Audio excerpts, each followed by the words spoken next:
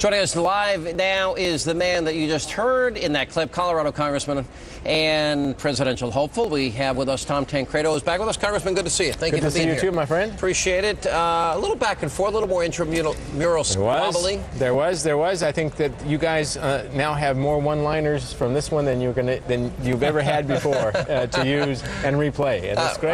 I think that's right. Well, the one I liked that you used was Pelosi, lousy speaker and a lousy Secretary of State. Well, I mean, my gosh, what we have gone through, and everybody knew that if this thing went ahead, this resolution about the Armenian-Turkish issue in 1915, 95 years old. My God, you know, how far into the dustbin of history are we going to go to look for people to blame for events that happened a long time? And we knew that this would cause problems. And you know what worries me?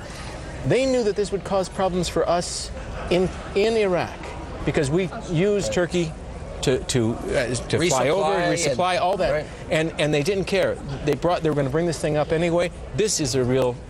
Honestly, it was a travesty. Do you think that was designed, Congressman, to prevent the rearming of the military? Just a backdoor way, once again, to find a way to sort of. You listen to some of the Democrats talk about this, and honestly, you have to wonder whether or not it wasn't just they have such a hatred, really, for the president and for everything that and for the war certainly, but they will use anything to accomplish these goals, and this is part of it, because they knew, Alan, they absolutely knew that the Turkish reaction would be what it is, and they didn't care. What we now and of course you always got the issue of pandering to the Armenian vote. I mean, there's a couple 100,000 in certain districts that are important, and I understand pressure groups, but we have a bigger issue here. What about our troops in Iraq? You know, well, let's talk about that. The latest Democrat now to attack and assault the troops and say that the president gets some glee when these guys, you know, give up their lives is Pete Stark. Oh, Pete Stark. Oh my God! You know this Stark raving mad. I think that phrase. I think maybe that's where the Stark comes from. Yeah. It was the most ridiculous thing I have ever, and horrible thing I've heard. Yeah. I don't know. His words were his words. No. I've heard you say even worse things. What have I ever said? Tell me what I've said. No. First of all, I don't agree with. I'm just joking. Just joking with you. I don't agree with Pete Stark. It is not for the amusement of the president that people are being killed in Iraq. I distance myself from that. Just a horrible thing. But that does not represent what most Democrats think. You know that to be the case. His words were taken down, but did you hear Nancy Pelosi actually condemn it? You heard her say, I don't know whether I support it, but did you hear her condemn it? Playing this game whenever somebody says something crazy, unless everybody else jumps on them and condemns it, hold them accountable for everything everybody says. She's the speaker.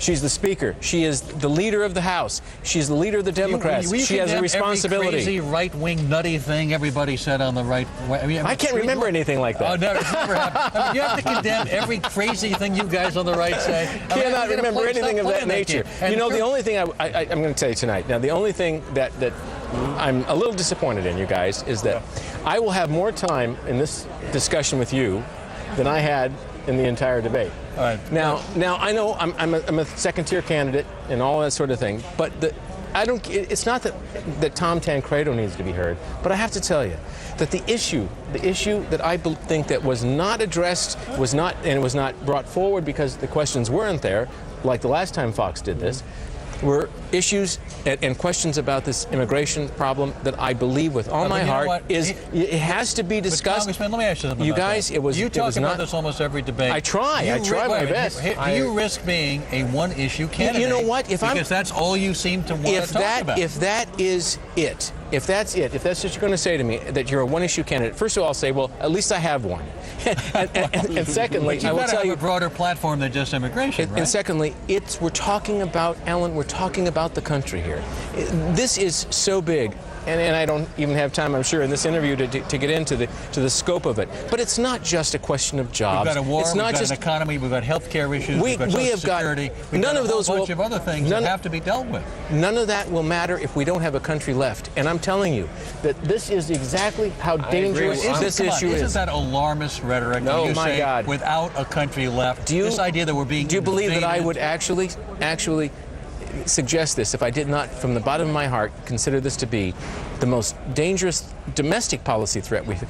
If we cannot control our own borders, then it's not just an issue of jobs and all the rest of that stuff. It's an issue of who's coming through, Alan, who's coming into this country to do very bad things to us. Congressman, we got to run, but see, you've said it, you brought up the issue. But I've done my best, buddy. A candidate about whom there's more to talk about than just one. He talks more about other things. I will talk about anything you want. It's just that we didn't get a chance to talk about a subject. You did it here on Hannity and Colmes. Thank you very much for being with us. That's why I'm here.